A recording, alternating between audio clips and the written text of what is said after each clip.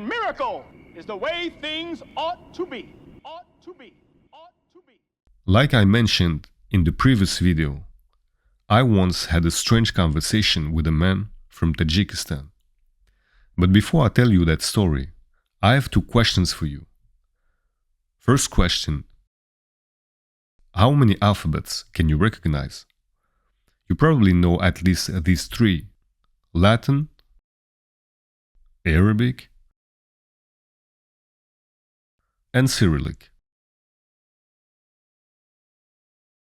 Second question: if a language, such as English for example, were written using a completely different alphabet, would it still be the same language? The answer is yes. And it's something that has actually happened many times in history. Let me explain why. About 20 years ago, I often spent time in a park with a couple of friends. We were mostly just hanging out, passing time outside and meeting different people. One day, a guy came up to us asking for a cigarette and stayed to talk for a while.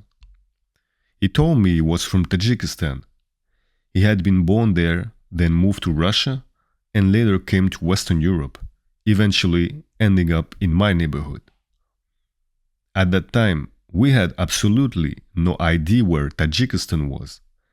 All I knew was that it was somewhere far from Europe. He told me he spoke Tajik and Russian, but he could also speak French with me, and he even knew some Dutch at a basic level.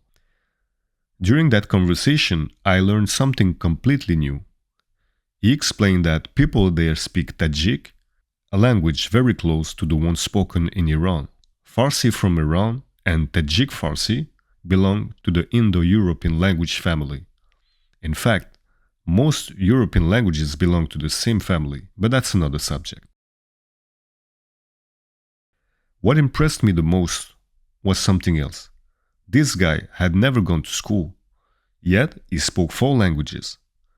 Then he told me something I still remember today. He said, "You know, in my country, our language has been written with 3 different alphabets. First, Arabic, then Latin, and now Cyrillic." When he said that, I remember thinking, how can the same language be written with 3 completely different alphabets? Arabic, Latin, Cyrillic? We often tend to associate a language with the alphabet used to write it, but the two things are not the same. The same language can be written with different alphabets, especially when politics and history change.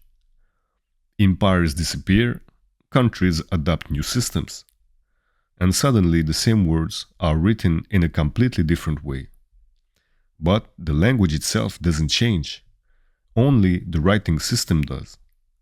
And once you understand that, something interesting happens. You understand that learning a new alphabet is not the same as learning a new language.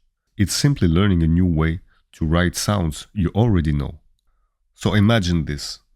Imagine writing a French word using the Cyrillic alphabet, or writing an English word with the Arabic alphabet. Suddenly, the alphabet looks much less mysterious, and that's exactly what we're going to explore together. In the next video, I'll show you something interesting. Why some alphabets look extremely complicated at first, but become surprisingly simple once you see the structure behind them. And I see you there. Thanks for watching.